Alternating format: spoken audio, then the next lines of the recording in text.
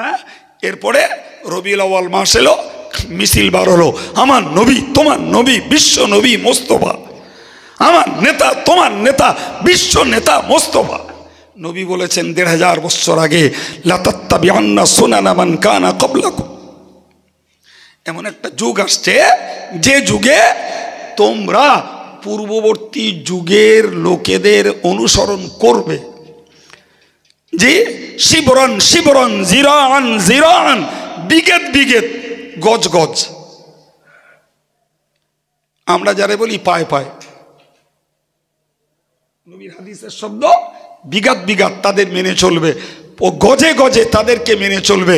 হাত্তা লাউ দাখালু ফি হুজরিদ দাব্বি লা দাখালতুমুহা, যদি তারা গোসাপের চালার ভিতরে প্রবেশ করে তোমরা সেখানে ঢুকে তাদের গোলামি করবে। ১৫০০ বছর আগে নবী পাকের এই বক্তব্য থেকে কি জ্ঞান পাওয়া যায়? যে একদল কলেমার ভাই হবে, একদল নামাজি হবে, একদল দাড়িওয়ালা হবে, একদল টুপিওয়ালা হবে, একদল বেদাড়ি হবে, একদল ডাক্তার মাস্টার হবে, একদল রাজনীতিবিদ হবে, একদল সামাজিক ব্যক্তিত্ব হবে যারা ইহুদি আর খ্রিস্টানদের পদাঙ্ক অনুসরণ করবে প্রত্যেকটা পদে পদে। জি, এমনকি তারা যদি গোসাপে চালার মধ্যে ঢোকে এরা সেখানে গিয়েও তাদের গোলামি করবে।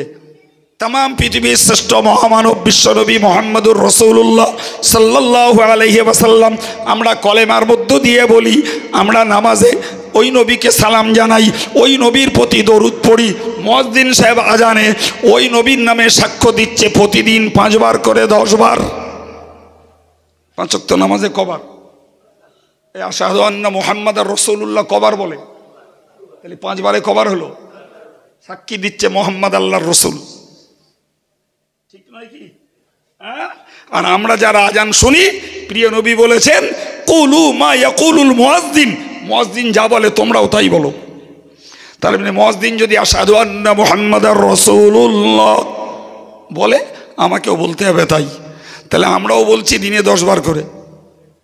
হ্যাঁ, এরপরে রবিউল আউয়াল মাস এলো, মিছিল বার হলো, আমার নবী তোমার নবী বিশ্ব নবী মোস্তফা, আমার নেতা তোমার নেতা বিশ্ব নেতা মোস্তফা। ভাই, তুমি লা ইলাহা ইল্লাল্লাহ পড়ছো, মুহাম্মাদুর রাসূলুল্লাহ বলছো, ঠিক আছে। আশহাদু আন্না মুহাম্মাদার রাসূলুল্লাহ বলছো, ঠিক আছে। তুমি নামাজে নবীকে সালাম দিচ্ছ, ঠিক আছে। নবীর প্রতি দরুদ পড়ছো, ঠিক আছে। তুমি নবীর নামে স্লোগান দিচ্ছ, ঠিক আছে। এবার একটু এসো তো ভাই, তোমাকে একটু যাচাই করে দেখি। তুমি স্লোগান দিলে, পরে ঘুটে দেখছি তোমার নেতা এক রাজনীতিবিদ, তোমার কার্যকারী নেতা এক ফুটবলার, তোমার নেতা এক ক্রিকেটার, তোমার নেতা আর এক চিত্র অভিনেতা। ভুল বলা হচ্ছে বলেন, কিছু বলেন। এই তো ডাল মে কুছ কালা হয় না, বলে না বলে না? হ্যাঁ, ছি ছি ছি। এদিকে মুখে বলছি আমার নেতা মোহাম্মদ, আর কাজের বেলায় আমার উপরে খবরদারি চলছে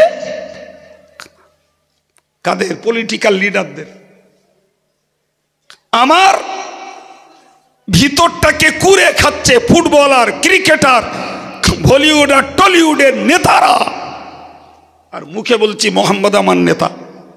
এটা ইমান, এটা মোমেন না মুনাফিক? কার কাজ? এর সংখ্যা বেশি না কম? তাহলে মোহাম্মদকে নেতা বলে ওই জায়গায় দাঁড়িয়ে আছি মনে হয়?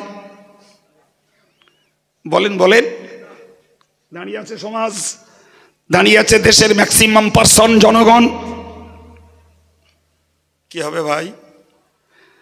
মুখ আর কর্ম দুটো সম্পূর্ণ 2 মেরুতে ম্যাক্সিমাংশ মানুষের।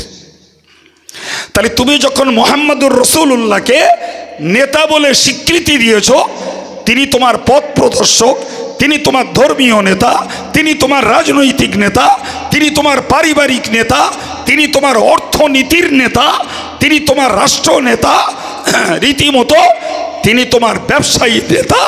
অথচ তোমার কাজটাকে যখন অ্যানালিসিস করা হচ্ছে তখন রীতিমতো দেখতে পাওয়া যাচ্ছে যে তোমার বুলির সঙ্গে তোমার কার্যকারিতার মিল নাই, নীতির সঙ্গে কার্যকারিতার ভুল বলছি? হ্যাঁ, পরে গ্যাস করবেন না। ক্ষমতা থাকে তা কাইম সাহেবের একটা কথা কেটে দেবেন, কোনো লজ্জা লাগবে না, নির্দ্বিধায় ক্ষমা চাইব। তা নাহলে বলুন, আমার নবীকে নেতা বলে মানার পরে স্থিরতার লোক, দৃঢ় থাকার লোক কতজন বাপ? যে কটা স্থির থাকে, আল্লাহকে রব বলে নবীকে নেতা বলে, ওই কটার নাম হলো মৌলবাদ। যে কটা তিরিবিরি করে, এতে এক খাবলা ওতে এক খাবলা, যখন যেটাই সুবিধা সেটাই মানে, যেখানে স্বার্থ সেখানে হাজির, এরাই নাকি উদার। আর যারা আল্লাহকে রব বলে স্থির থাকে আর রাসূলুল্লাহকে নেতা বলে জীবনে তার নেতৃত্বকে প্রতিষ্ঠিত করে, এদের উপাধি হলো এরা মৌলবাদ। কি হবে? সম্মানিত ভাইয়েরা আমার, ভালো করে মনে রাখুন, হাদিস শরীফে এসেছে, প্রিয় নবী সাল্লাল্লাহু আলাইহি ওয়াসাল্লাম বলেছেন, যাকা তাআমাল ঈমান মান রাদিয়া বিল্লাহি রাব্বা। ওই লোকটা ঈমানের টেস্ট পেয়েছে, ঈমানের মজা ওই লোকটা পেয়েছে যে লোকটা আল্লাহকে রব বলে সন্তুষ্ট হয়েছে। জোরে বলুন, ওই লোকটা ঈমানের মজা পেয়েছে। অবিল ইসলামী দীনা, ইসলামটাকে ধর্ম হিসাবে মেনে নিয়ে যে লোকটা সন্তুষ্ট হয়েছে, চিল্লে বলুন সুবহানাল্লাহ। আবার ওই নবী বললেন, অবি মুহাম্মাদিন নাবিয়া, যে লোকটা আমি মুহাম্মাদুর রাসূলুল্লাহকে নবী বলে মেনে নিয়ে যে লোকটা সন্তুষ্ট হয়েছে, ওই লোকটাই তো ঈমানের মজা পেয়েছে। আলহামদুলিল্লাহ, আমরা এক শ্রেণীর মানুষ, সংখ্যায় কম, যারা আল্লাহকে রব বলে খুশি, ইসলামের মতো একটা ধর্ম পেয়ে আমরা মনের দিক দিয়ে তৃপ্ত, মুহাম্মাদের মতো একজন নেতা পেয়ে আমাদের জীবন ধন্য। সুবহানাল্লাহ। একই বলি আর এক সাইড থেকে বলছে, কিন্তু কাজের সঙ্গে মিলিয়ে দেখছি আল্লাহর প্রতিপালকত্বে তারা খুশি নয়, ইসলাম ধর্মের বিধানে তারা সন্তুষ্ট নয়।